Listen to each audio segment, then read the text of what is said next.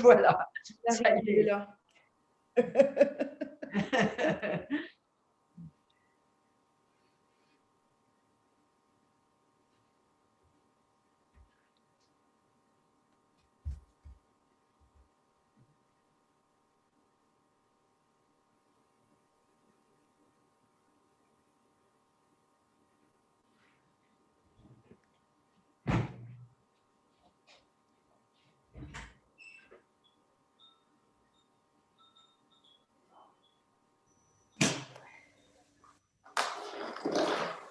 Bonjour, bonjour à toutes. Bonjour Olivier. Bonjour Olivier.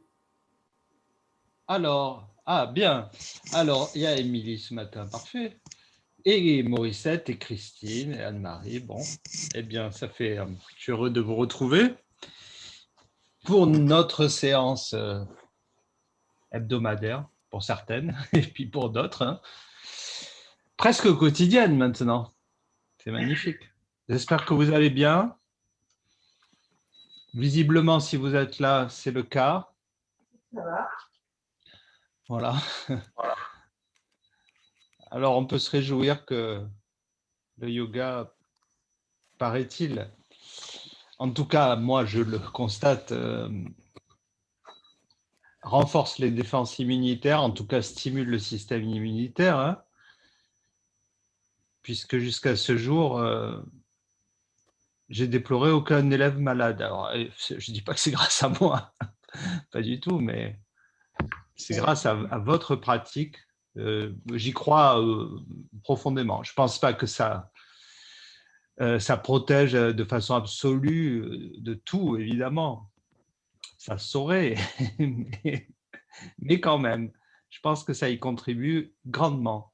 D'ailleurs, j'ai vu il y a quelque temps sur Internet, alors bah, on trouve de tout sur Internet, bien sûr, mais j'apporte un certain crédit à ça.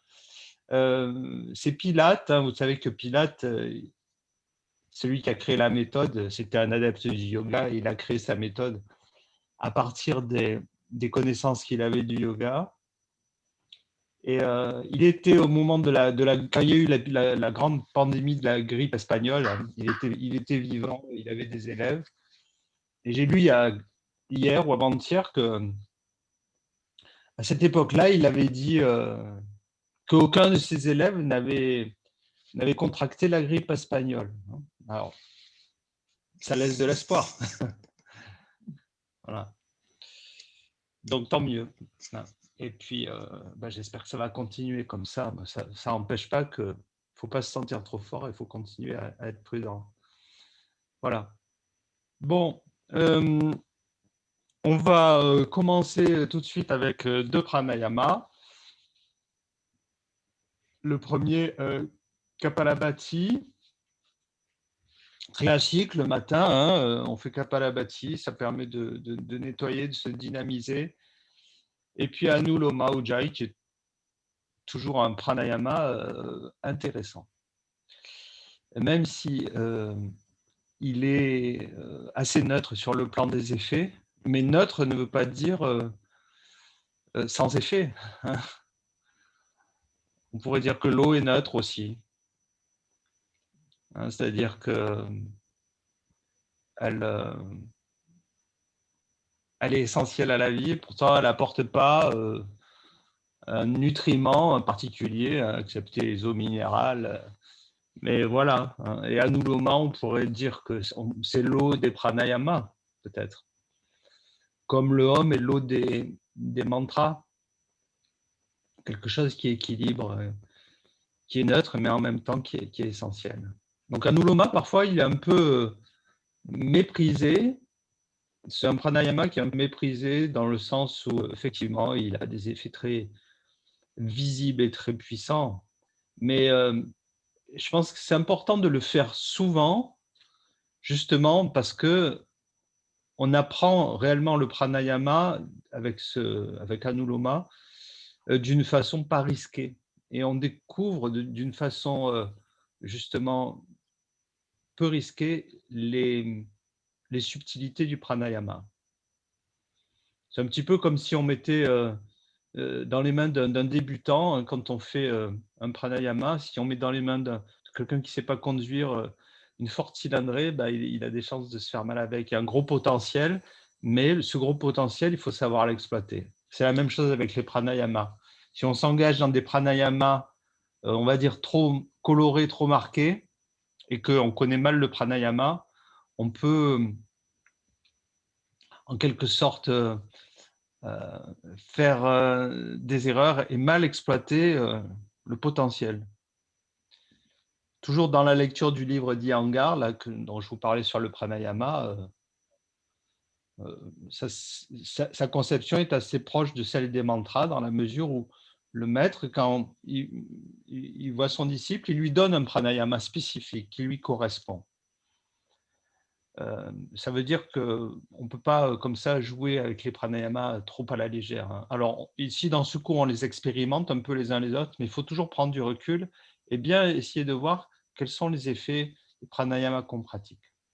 C'est pour ça que j'insiste sur la durée, c'est-à-dire on ne saute pas forcément d'un pranayama à l'autre dans un même cours, on le répète plusieurs fois pour arriver au fil des répétitions à voir quels sont ces effets subtils. Et ensuite, on change, évidemment, et on progresse comme ça. Voilà. Allez, on va commencer donc avec Kapalabhati. Je vais mettre l'enregistrement en route. Oh ben, il a démarré l'enregistrement. Donc, Kapalabhati dans la posture habituelle de Vajrasana, posture du diamant. On va faire juste 2 séries, hein, une première pour s'échauffer et la deuxième pour un petit peu intensifier. Donc, dos droit, Jaladhara Bandha.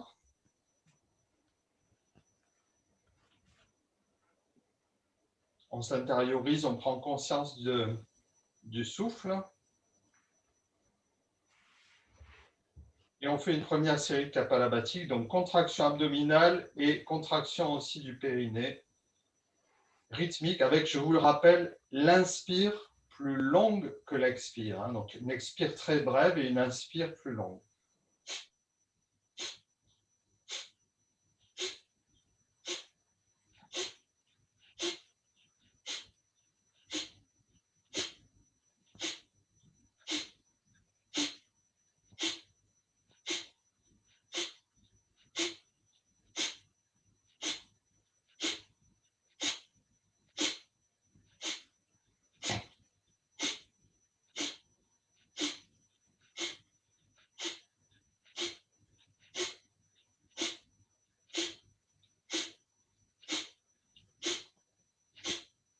Ensuite, une inspire, une expire profonde. Je vais me moucher pour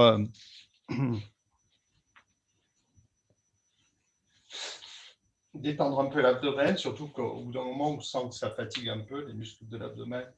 Et on reprend une deuxième série un peu plus rapide.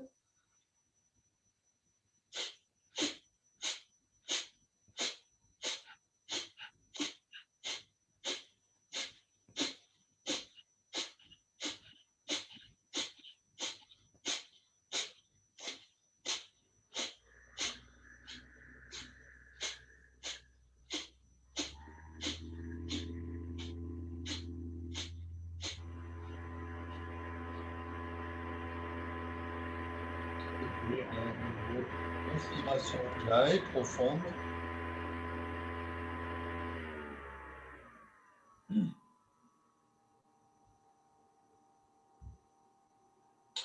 Et on va pouvoir s'installer plus confortablement maintenant pour Anuloma.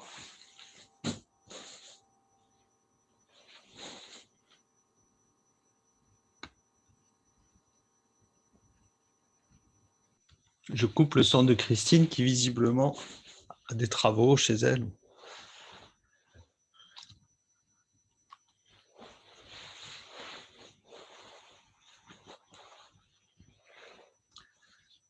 Je le dis souvent, dans un pranayama, il est important de trouver, un peu comme dans une posture, un bon centrage, un bon positionnement intérieur. Alors là, évidemment, ce n'est pas un positionnement intérieur par rapport au corps, ce n'est pas un alignement du corps, ni même un alignement de un ajustement de l'intensité de la posture. Là, c'est plus subtil, hein, c'est un ajustement du contrôle qu'on effectue sur le souffle. Et ça, c'est subtil. Je compare souvent le couple conscience pranayama au couple cheval-monture. Je ne sais pas comment on appelle l'association, hein, du cheval et de la monture et du cavalier, pardon. Ça doit avoir un nom. Mais c'est comparable. Le cheval a la puissance, le souffle a la puissance, le cavalier sait comment orienter la puissance du cheval. Et nous, en tant que pratiquants de yoga, on doit savoir comment orienter la puissance du souffle. Mais là, c'est très subtil, hein, parce que si on ajuste mal, si on a une relation au souffle qui n'est pas bien ajustée, bien centrée, eh bien, on ne va pas pouvoir exploiter cette puissance, la mettre à notre service, en quelque sorte. Au contraire, elle peut devenir néfaste. Imaginez un cavalier qui ne fasse pas bien corps avec sa monture, qui soit trop autoritaire, eh ben, il va la bloquer, hein, il va y avoir des mouvements parasites. Au contraire, s'il n'est pas assez dans la maîtrise de sa monture, eh ben, c'est la monture qui va le mener un peu où elle veut. Et donc, il faut trouver cet ajustement assez subtil, et c'est tout l'objet du pranayama. Et c'est dans cet ajustement que se fait le fameux centrage dont parle Patanjali. Le yoga, c'est un effort, dit Patanjali, un effort intense pour se centrer. Ça se fait aussi au travers donc du pranayama. Allez, on va prendre notre posture. Donc déjà, la posture doit être centrée, colonne droite, Jaladhara Bandha. On essaye de résorber les courbures de la colonne, mais de ne pas exercer de tension. Donc on se centre déjà dans cette posture, un centrage juste. On va faire quelques cycles d'anuloma. Donc vous savez que c'est l'inspire par les deux narines avec Ujjayi, et puis la première expire par la narine gauche sans Ujjayi.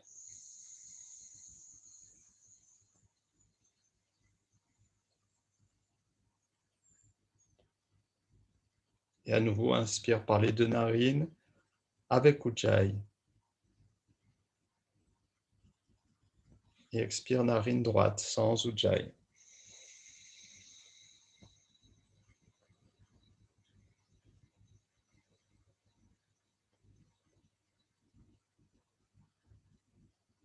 On continue en essayant de bien équilibrer aussi le souffle, l'inspire et l'expire.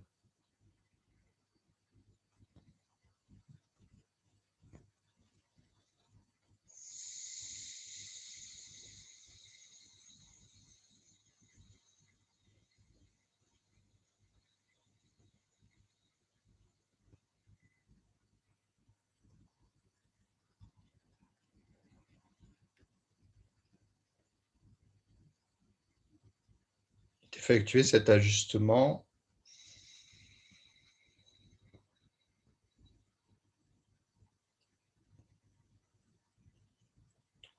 de façon souple.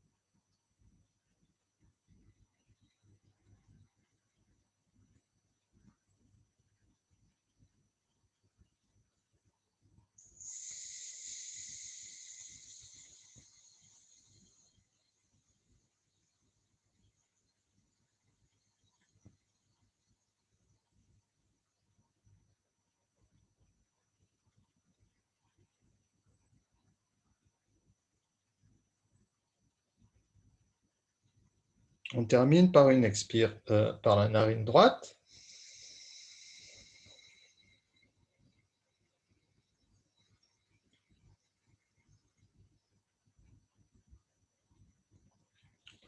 Et ensuite, on relâche le contrôle du souffle.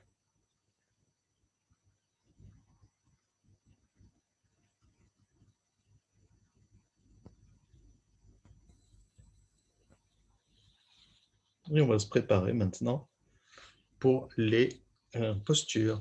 Alors, vous aurez besoin sans doute, peut-être la majorité d'entre vous, certainement pas Émilie, d'une sangle. Sangle peut-être pour Christine, comme d'habitude, un coussin zafou pour préserver les genoux en position précise. Mais ça, je pense que tu as maintenant l'habitude. Alors, on va se placer, on va démarrer justement. On ne va pas se placer debout aujourd'hui. On va démarrer sur le tapis au niveau du bas du tapis où on a les pieds, avec le tapis devant soi. Pour un enchaînement classique.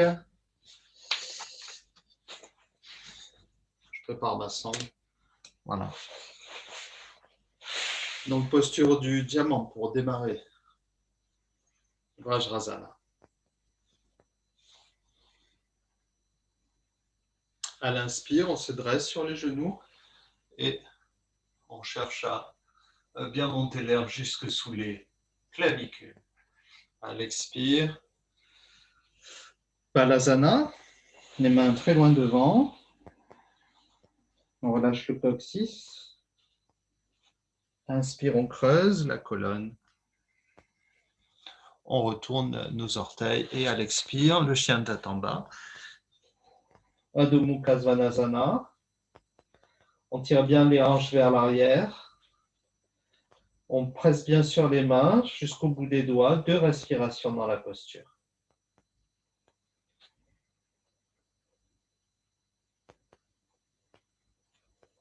On essaie d'aplatir le haut du dos.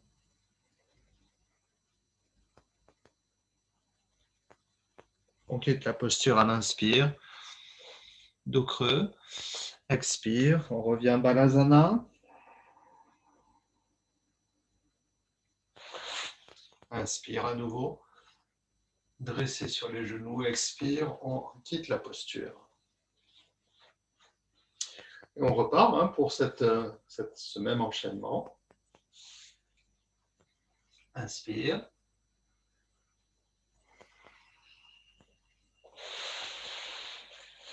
Expire Balasana. Inspire dos creux. Commencez le mouvement par la tête. Finissez-le par le coccyx. On retourne les orteils. Expire. Adho Mukha Svanasana. 4 respirations.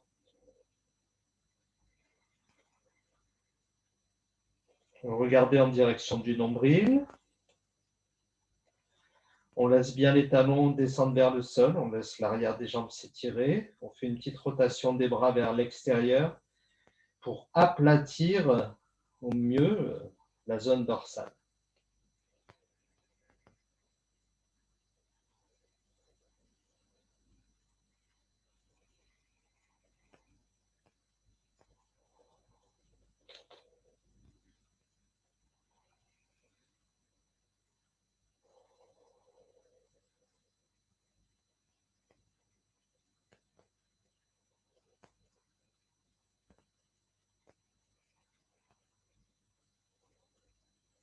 Et puis en inspirant, on revient.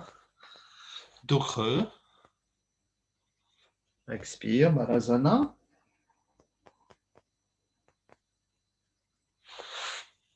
Inspire. Et expire. On ramène. Alors, rotation des bras vers l'extérieur, évidemment, c'est dans ce sens, pour moi. Vers l'intérieur, c'est comme ça. Et vers l'extérieur, c'est comme ça. Ce qui signifie que dans Adho Mukha Svanasana, le chien tête en bas, vous devez plus presser le bord externe des mains plutôt que les pouces. Voilà. On exerce une pression comme ça. Si vous observez, quand vous exercez une pression comme ça sur le sol, que vous mettez, voilà, pressez plus les... Alors, il faut écarter les doigts, bien sûr. Hein. Pas avoir les mains comme ça, mais écarter les doigts. Si vous pressez plus les petits doigts, qu'est-ce qui se passe? Qu'est-ce que vous constatez? Les épaules descendent. Hein, voilà. Et le haut de la colonne a tendance à s'aplatir. Parce que les omoplates se rapprochent. C'est voilà, un mouvement... Ça se répercute. On utilise l'extrémité pour répercuter, évidemment, sur le centre du corps. Une dernière fois, l'enchaînement, cette fois-ci, on va rester 6 respirations, si possible, dans Adho Mukha Svanasana. Je n'ai pas précisé, mais n'hésitez pas à plier vos jambes un petit peu si vous sentez que le bas du dos a du mal à s'aplatir. Mieux plier les jambes un peu, avoir le dos bien plat, que avoir les jambes tendues et puis un dos un peu rond. Allez, inspire. Expire.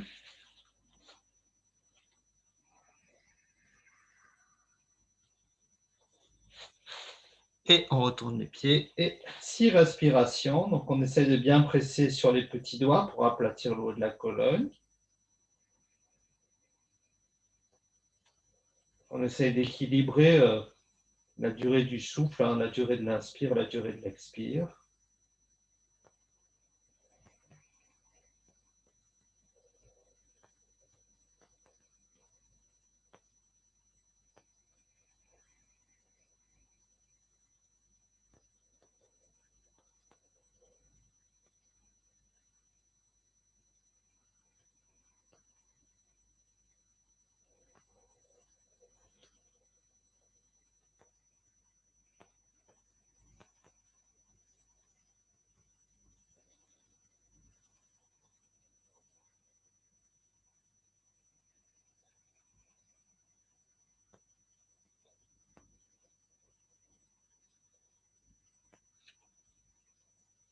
Et après vos 6 respirations, éventuellement, hein, vous pourrez à nouveau quitter la posture.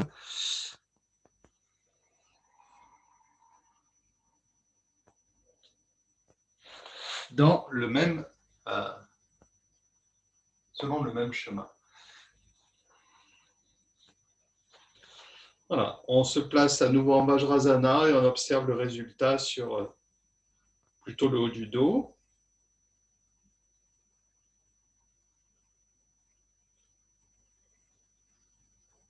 Donc, Adho Mukha Svanasana, c'est une bonne posture pour redresser le haut de la colonne.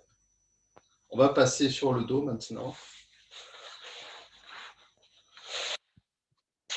Simplement, Urdhva Prastha Padasana, qu'on va préparer, on va tonifier un peu la sangle abdominale à travers ce mouvement. Donc, qui permet aussi de drainer le foie, entre autres. Moi, je mets une petite cale parce que j'ai les lombaires un petit peu fragiles. On allonge bien la nuque, on ramène bien le menton dans la gorge, on part bras le long du corps, jambes pliées, et on va faire 6 fois le mouvement. Inspire, on pousse les talons, on tire sur les doigts, il faut tirer sur les doigts aussi pour bien aligner le bassin et les épaules.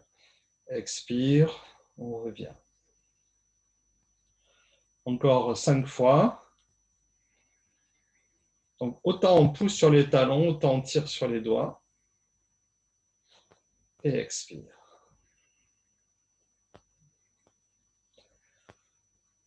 On trouve un bon alignement, donc un bon parallélisme en fait entre le bassin, ceinture pelvienne, ceinture scapulaire. Expire. Encore 3 fois, je crois.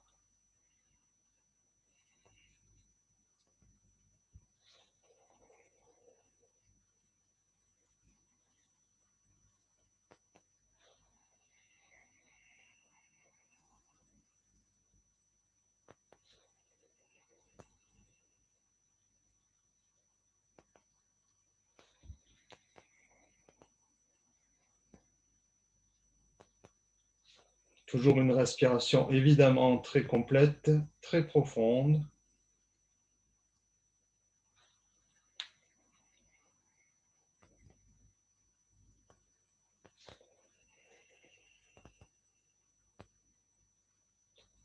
Ensuite, vous pouvez relâcher quelques instants la sangle abdominale. Alors, quand vous faites le mouvement, je n'ai pas précisé, mais essayez de garder aussi les pieds parallèles, hein, c'est-à-dire, si possible, parallèles par le bord externe. Hein. Donc, moi, ce que je fais, c'est que je place les gros orteils en contact et je garde les talons espacés. Je vais essayer de vous montrer. Dans cette posture, je place mes pieds comme ça. Hein, la racine des gros orteils se touche et les talons sont espacés. Comme ça, le bord externe des pieds est parallèle. Hein, et ça permet au bassin d'être en bonne position. Parce que si vous montez, que vous avez les pieds comme ça, ce n'est pas la même chose. Ou comme ça, certains sont comme ça. Voilà. Il faut avoir les plantes de pied bien à plat vers le plafond et le bord externe des pieds parallèle aussi, si possible. On va poursuivre avec la pince couchée. Donc, les personnes qui ont besoin d'une sangle, prenez-la. Voilà. Donc, l'objectif de la pince couchée, c'est essayer de ramener les cuisses vers l'abdomen, d'étirer tout l'arrière du corps.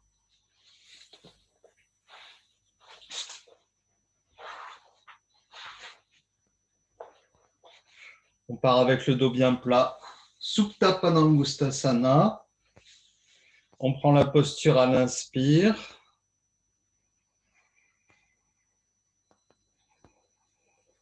Alors, à l'inspire, on laisse l'inspire envahir l'arrière du corps. À l'expire, on continue à essayer d'allonger la colonne en tirant le sommet du crâne vers le haut et en poussant le coccyx vers le bas.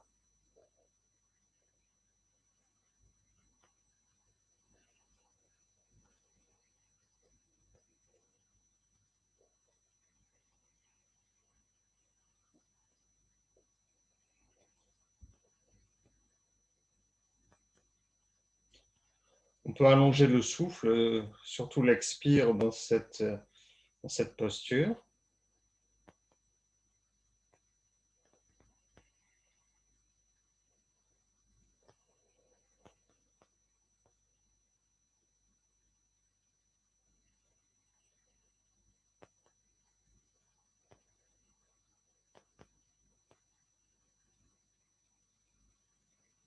Bien laisser se gommer les tensions, les résistances quand on expire.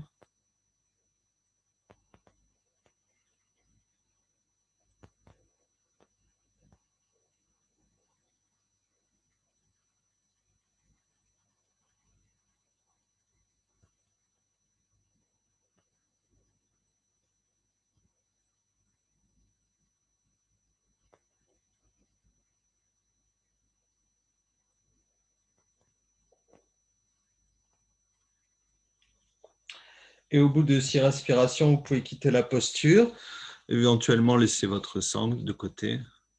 Pour l'instant, on va en avoir besoin ensuite. Et là, Shavasana. On relâche les pieds vers l'extérieur, on retrouve la détente, le lâcher prise.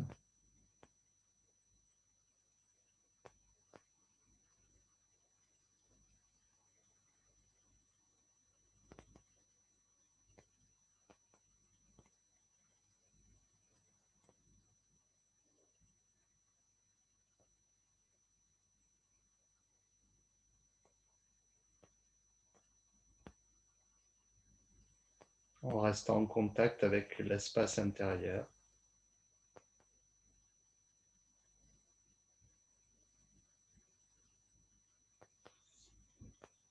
Une petite torsion maintenant, torsion souple.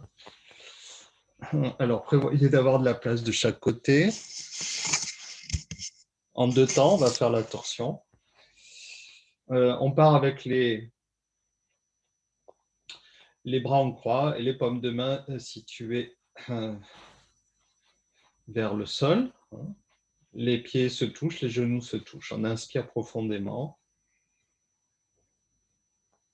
En expirant, on pose la plante du pied droit sur le genou gauche. On fait une torsion, jambes vers la gauche et tête vers la droite. On revient à l'inspire. On pose le pied. À l'expire, on fait une torsion de l'autre côté en posant la plante du pied gauche sur le dessus du genou et la torsion vers la droite. J'ai dit vers la droite, tout à l'heure c'était vers la gauche. Donc, jambe gauche sur le genou droit, torsion vers la droite. On revient en inspirant. On pose le pied. Jambe droite sur le genou gauche. Torsion vers la gauche.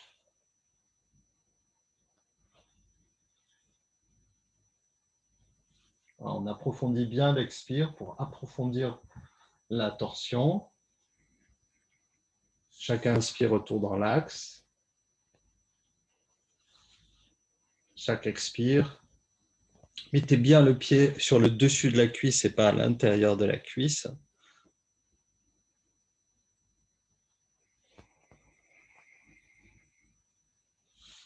Et allongez l'expire, suivez le souffle toujours.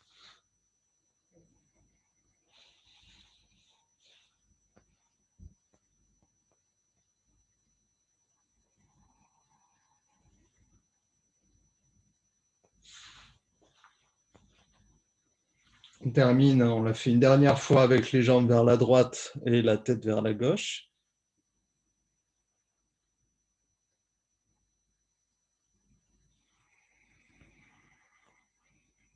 On revient dans l'axe en inspirant. On va repartir. Pardon. Jambes à gauche, tête à droite. Là, on va garder la posture quelques respirations. On pose la main gauche sur le genou droit pour approfondir un petit peu et aider les jambes à rester plus près du sol. 3 respirations.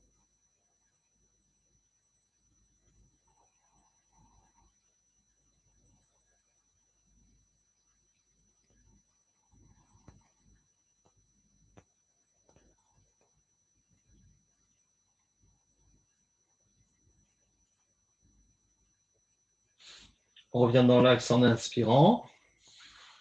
On pose le pied, on repart de l'autre côté. Jambe gauche sur genou droit. Expire, torsion à droite. On pose la main droite sur le genou gauche pour aider les jambes à rester. Approfondir un peu l'essorage. 3 respirations.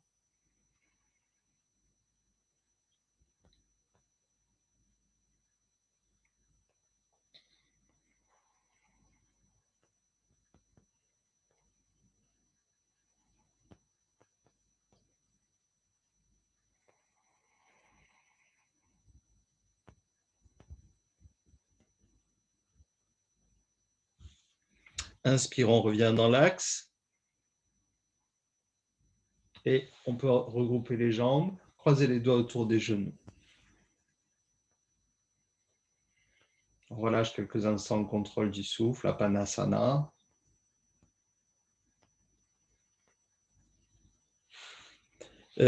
Si vous avez eu besoin d'une sangle dans la pince, couchez, vous la reprenez, mais vous la raccourcissez. Hein. Vous prenez une longueur plus courte, à peu près la moitié. Celles qui ont des sangles fixes, vous pouvez la passer en double. Puis, si vous n'aviez pas besoin de sangle, vous n'en aurez pas besoin non plus. Vous placez cette fois la sangle autour des 2 pieds. On va commencer côté gauche. Donc, on prend les pieds dans le bras gauche, ce bras qu'on passe entre les genoux. On place notre bras droit en croix. Alors, traditionnellement, on prend la pince d'abord traditionnelle et ensuite on bascule les jambes. Mais c'est une façon de prendre la posture plus intense et quand on n'est pas sûr des lombaires, je préfère qu'on la prenne de façon plus douce.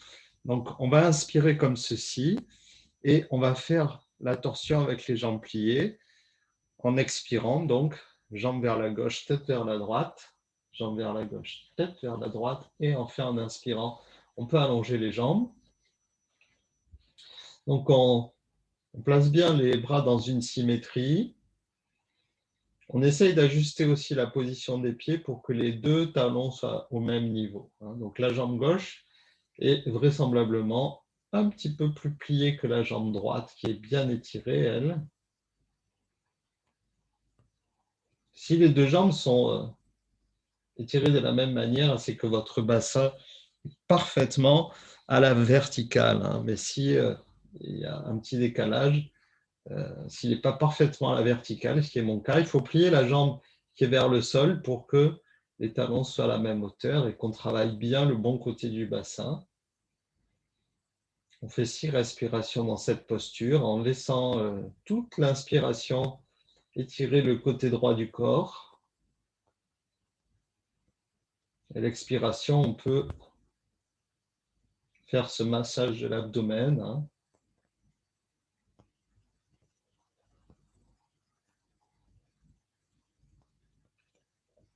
En rentrant bien le ventre, peut-être même en contractant un peu le périnée, ce qui va encore plus intensifier le massage de l'abdomen quand on expire.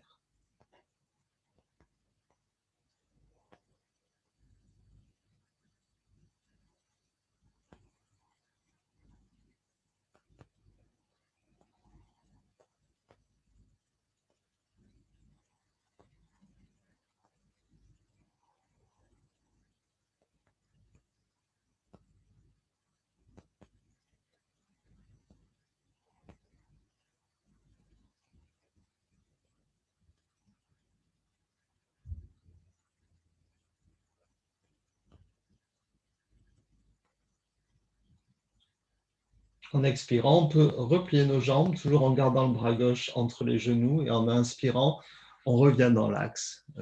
Gardons les doigts croisés autour des genoux quelques instants. Observons la trace de la posture dans la partie droite du corps.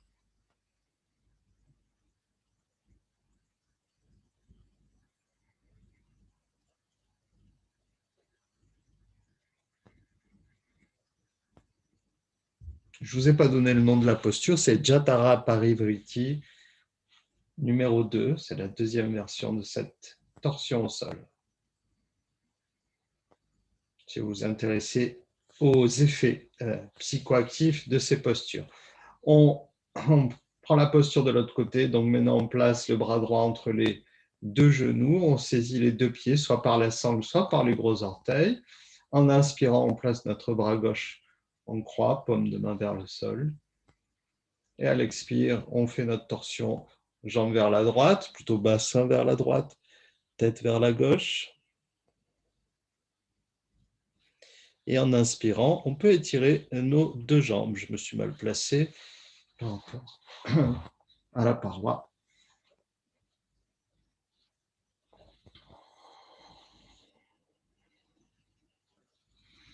Donc, lorsqu'on on étire les jambes, là, c'est la même chose. On essaye d'aligner les talons, hein, de bien sentir les talons au même niveau, bien pousser sur le talon gauche pour étirer la jambe gauche et garder la jambe droite un peu pliée.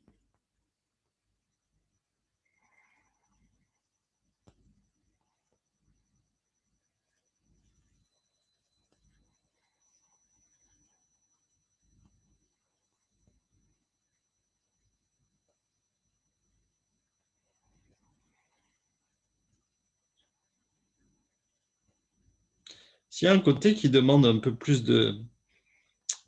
qui est moins souple que l'autre, vous restez un peu plus longtemps dans la posture du côté qui demande à s'assouplir. Moi, c'est toujours le côté gauche qui est plus raide que le côté droit, donc je reste un peu plus longtemps quand je sollicite le côté gauche pour essayer petit à petit de contrebalancer la symétrie de mon corps.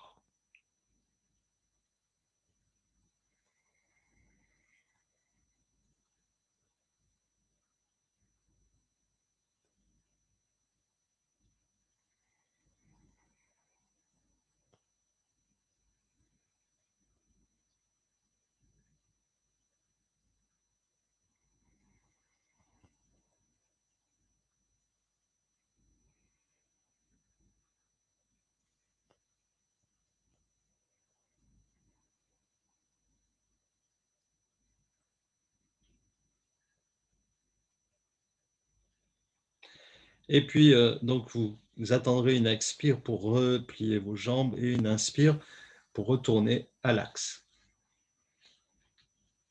On retrouve Apanasana quelques instants pour à nouveau observer la trace de la posture.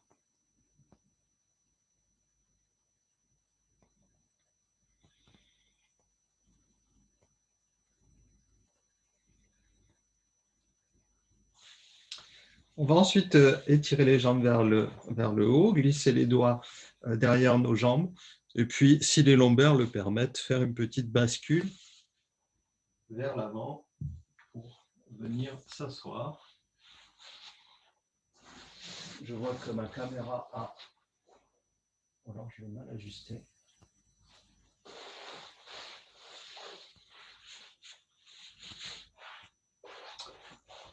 On va déplier nos jambes vers l'avant.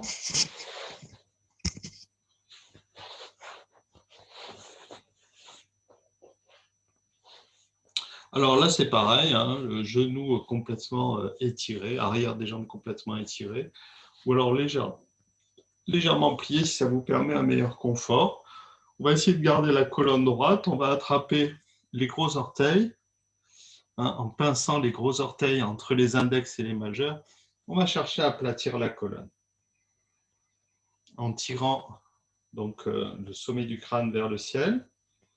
On place le visage de face. On fait quelques respirations profondes dans cette posture.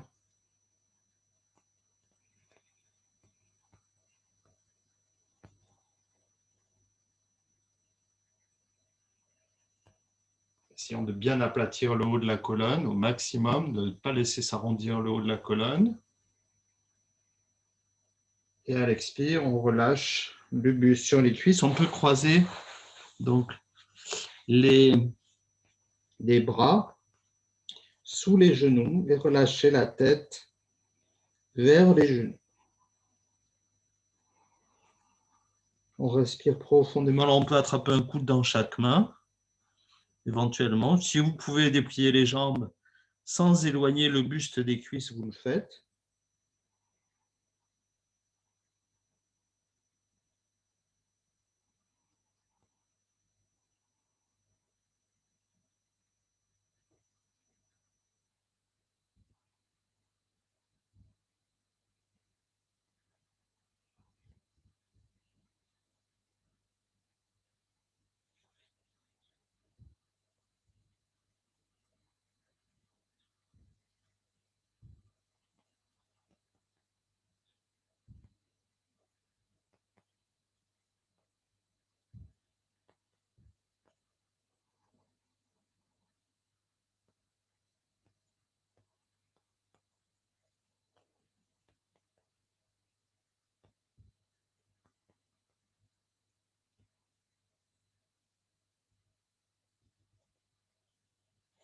Et en inspirant, on peut dérouler doucement notre colonne.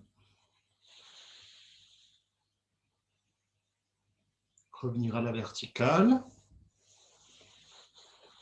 On va maintenant prendre une pince, mais alors c'est l'inverse de la pince debout en fait, c'est qu'on est en appui dans l'idéal sur le coccyx, le bas du dos, les jambes vers le haut, hein, et on attrape les jambes avec les bras. Alors, l'aboutissement de cette posture, c'est d'attraper les jambes par les pieds, hein, en tenant les pieds. Alors, on peut le faire éventuellement avec une sangle, mais lorsqu'on n'a pas fait une pince couchée vraiment aboutie, c'est très difficile. Alors, pour les personnes qui ont des facilités, hein, c'est-à-dire qui arrivent vraiment à plaquer le buste, la poitrine, et qui ont la tête pratiquement au niveau des tibias, et qui touchent les tibias, là, vous pouvez le faire, hein, c'est-à-dire attraper les pieds et puis prendre cette pince avec les jambes vers le haut.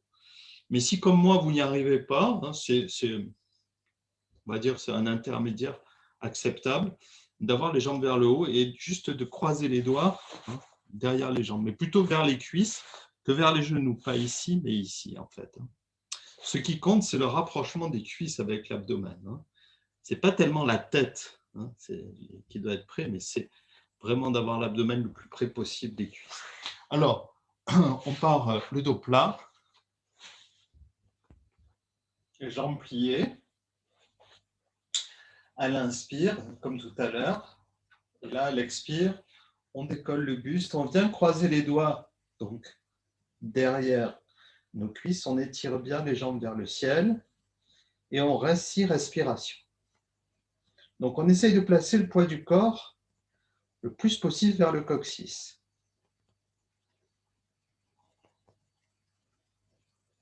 À l'inspire, donc on pousse sur les pieds. Et à l'expire, avec nos mains, on essaye de rapprocher le front de nos genoux.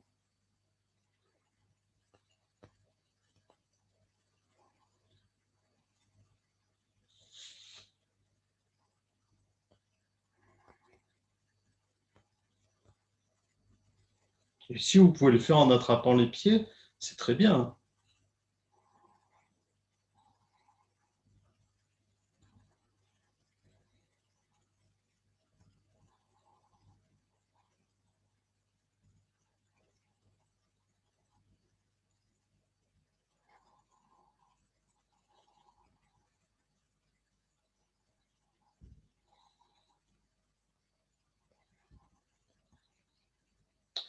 Alors, pour quitter la posture, en inspirant, on replace le dos à plat et expire. On replie à nouveau nos jambes. On peut à nouveau reprendre Apanasana.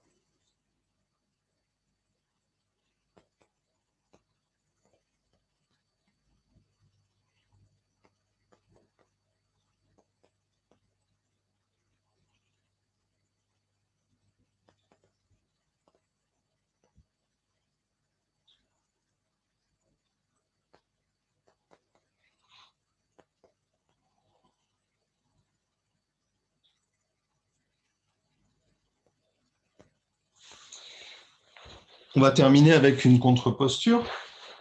Purvatanasana. Donc la planche renversée, en fait. On part les jambes allongées et les mains en appui un peu en arrière du bassin. Alors, on prend cette posture en commençant par le bas, on termine par la tête. Et quand on quitte la posture, on commence par la tête et on termine par le bas. On va le faire 6 fois. Alors, si vous avez mal au poignet, vous pouvez vous placer comme ça, hein, les premières phalanges en appui sur le sol, sinon les mains à plat et les doigts vers l'avant, pas vers le côté ou vers l'arrière, vers l'avant. Donc, on commence la posture en prenant par le bas du corps. Hein. En inspirant, on tire les pieds, puis on lève le bassin. Et à la fin, on lâche la tête. En retour, on replace d'abord la tête, le bassin, et on lâche les pieds. Encore 5 fois. Inspire, les pieds, le bassin, la tête. Expire, la tête, le bassin, les pieds. Encore 4 fois. Inspire.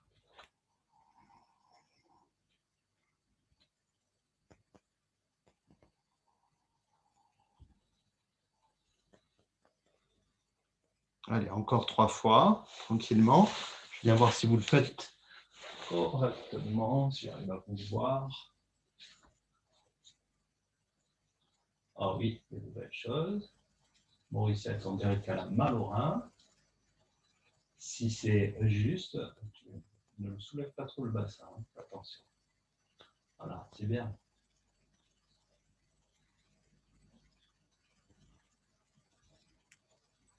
Super. De belles choses. Bien.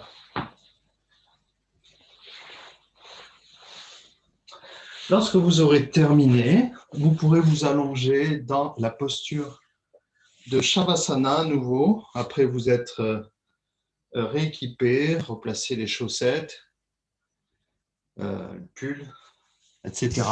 Allongez-vous confortablement. On va faire une petite transition en Shavasana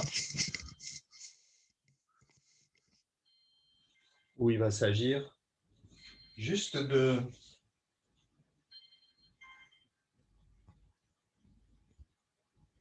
Excusez-moi, j'ai oublié de couper mon téléphone.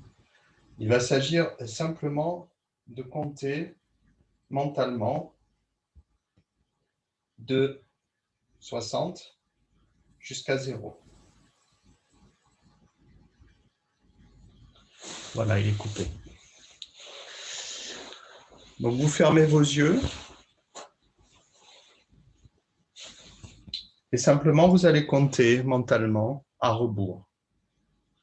Ainsi, 60, 59, 58, 57, 56, etc. Vous continuez jusqu'à 0.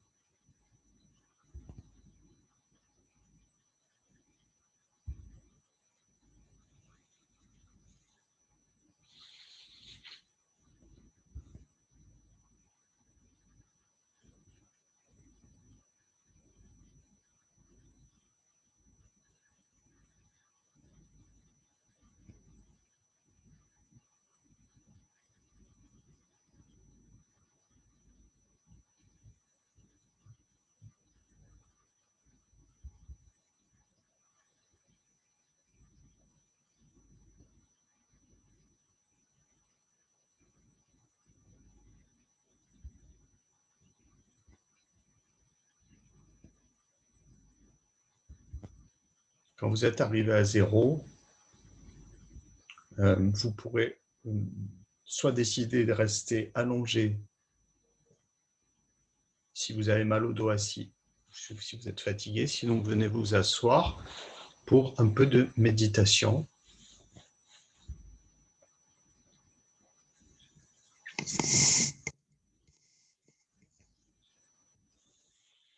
Quelques minutes de méditation, comme vous voulez, vous pouvez rester allongé ou assis. Couvrez-vous. Alors aujourd'hui, je vous propose d'utiliser ce que les bouddhistes, je crois, appellent un sankalpa. Je ne suis pas du tout connaisseur de la enfin, très profane de la philosophie bouddhiste, mais c'est utilisé aussi dans le yoga. Ça ne s'appelle pas un sankalpa, mais voilà. C'est-à-dire, on essaye de semer dans l'esprit une pensée positive. Alors, il ne s'agit pas du tout, ce n'est pas un bourrage de crâne, en essayant de se convaincre d'une qualité qu'on peut avoir. Non, ce n'est pas du tout ça. C'est plutôt essayer de, comme une méditation, laisser dans l'esprit une pensée qui a priori peut-être n'est pas tout à fait correspondante à ce que l'on pense de soi-même, ce que l'on pense être, mais à force, eh bien peut-être que le mental peut se dire « Ah ben oui, effectivement, c'est pas si idiot, je peux être comme ça. » C'est une réalité en fait, ce n'est pas forcé. C'est-à-dire que c'est comme un catalyseur. Tiens, est-ce que je ne pourrais pas être finalement, est-ce qu'il n'y aurait pas un peu de gaieté en moi? Est-ce que ce n'est pas réel ça, au fond? Le but, c'est toujours la même chose, c'est d'essayer de sortir de ces conditionnements, de ce que l'on pense de soi-même, de ce que l'on croit être. Donc le sankalpa que je vous propose aujourd'hui, c'est 3 qualités. On va essayer de se concentrer dessus. Et ensuite, on aura un mantra qui nous permettra de nettoyer notre esprit. Alors, le Sankalpa, c'est celui-ci.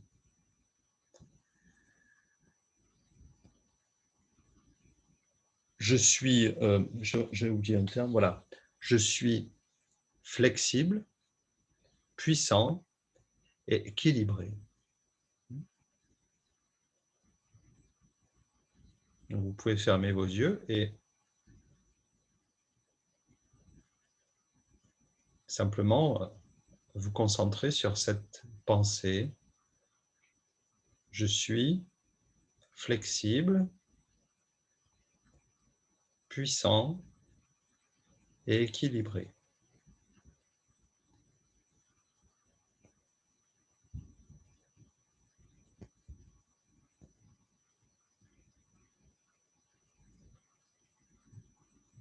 Peut-être qu'une petite voix en vous, à mesure que vous répétez ça, dit une voix qui dit non, c'est pas vrai. Tu n'es pas flexible, puissant et équilibré. Hein? Mais finalement, qui a raison? Peut-être que à force, vous pourrez découvrir en vous ce côté flexible, puissant et équilibré. Et vous apercevoir que l'autre petite voix qui essaye de vous convaincre du contraire, elle n'a pas forcément beaucoup de réalité.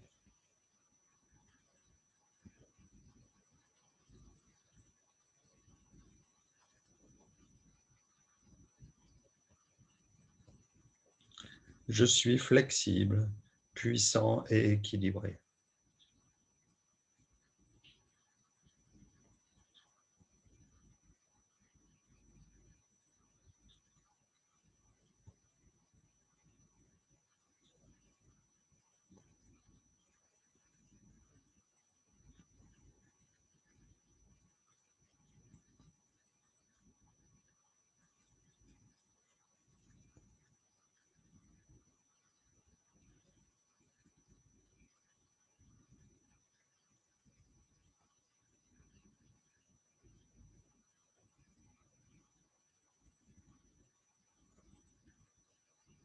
À présent, je vous propose de laisser temporairement cette pensée et de répéter un mantra qui va évidemment favoriser la possibilité qu'émergent dans la conscience ces qualités. Le mantra se prononce Om Varunam Namaha.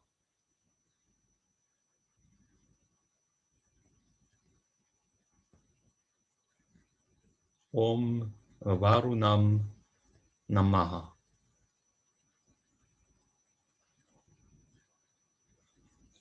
Répétez simplement ce mantra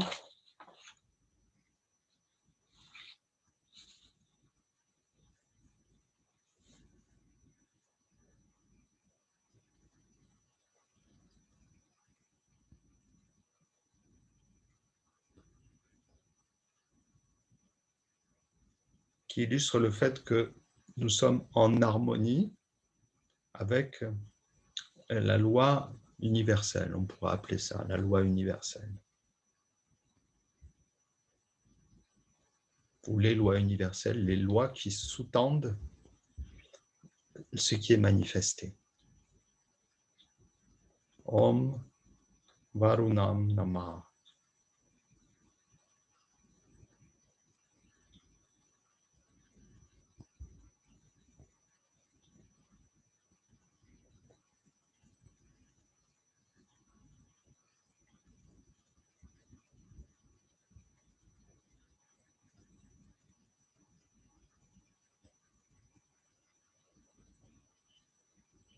Et c'est cette vibration sonore qui n'est pas une pensée, qui ne vient pas, qui ne naît pas de notre inconscient, qui ne vient pas de l'ego. Répétez-la simplement et laissez-vous envahir justement par cette vibration, en quelque sorte, qui ne vient pas de vous.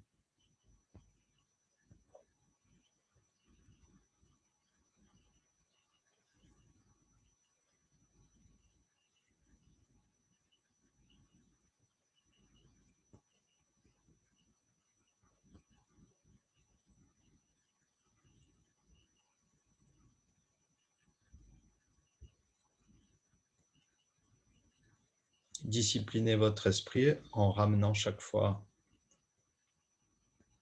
votre attention vers la répétition du mantra. Chaque fois que vous apercevez que votre esprit vagabonde, avec patience, avec bienveillance aussi pour vous-même.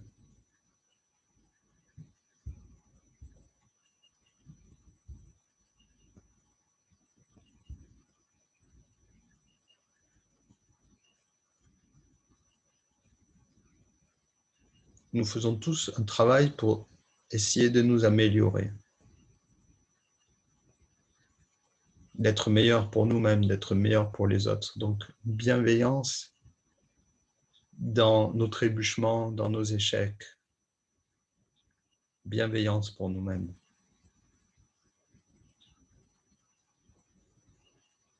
Bienveillance dans nos erreurs, dans nos égarements.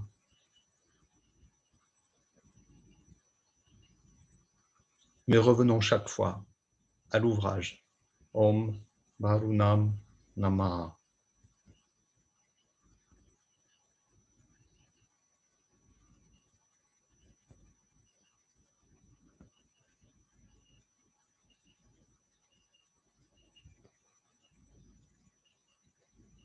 Nous travaillons sur nous-mêmes.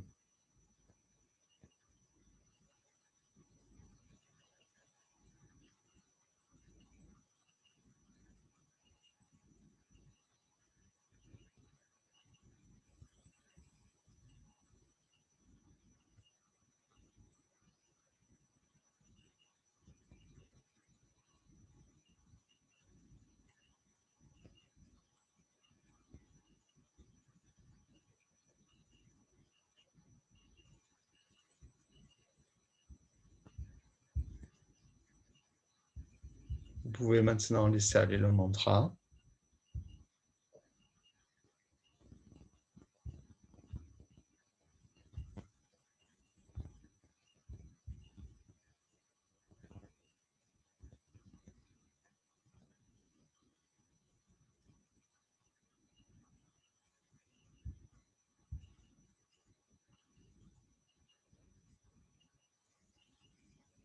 Et peut-être reconsidérer à nouveau cette supposition de départ. Je suis flexible, puissant et équilibré.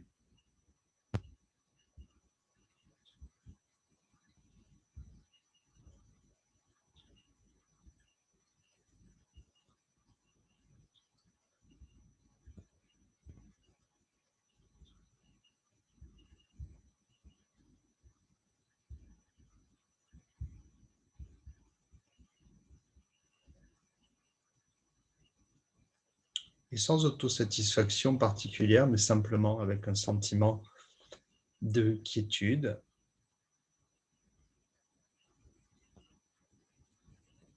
Apprécier cette saveur intérieure, cette tranquillité.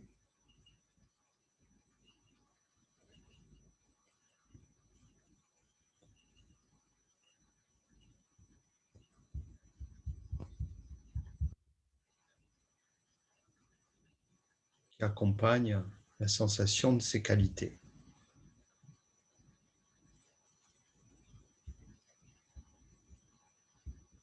Puissance, équilibre et flexibilité.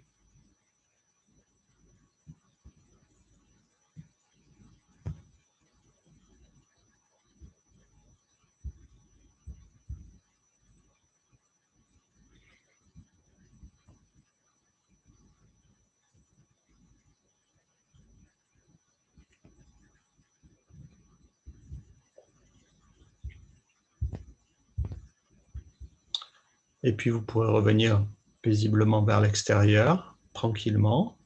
N'hésitez pas à vous étirer si vous étiez allongé ou même si vous ne l'étiez pas. Revenir tranquillement vers l'extérieur.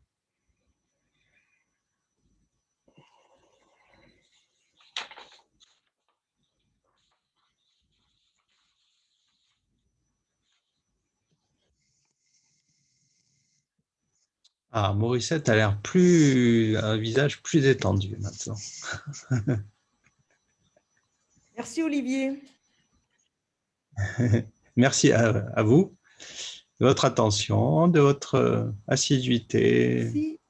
courage, persévérance À bientôt. et espoir. Oui, à bien. À demain pour moi. Bonne journée. Allez, bonne Oui, journée. avec plaisir. Tu Et bonne journée pas à là tous. la semaine prochaine? La semaine prochaine, oui, ça continue. Les vacances, je crois que c'est la semaine d'après. Hein, donc, D'accord. Ok. ouais. C'est pour les Parisiens, enfin les Parisiens. Oui. Super. La Au semaine. revoir. À bientôt. Bonne journée. Merci. Au revoir. Si Au revoir, tu fais tout Émilie, tomber, Maurice, qu'est-ce que tu Christine, fais? Anne-Marie. À bientôt.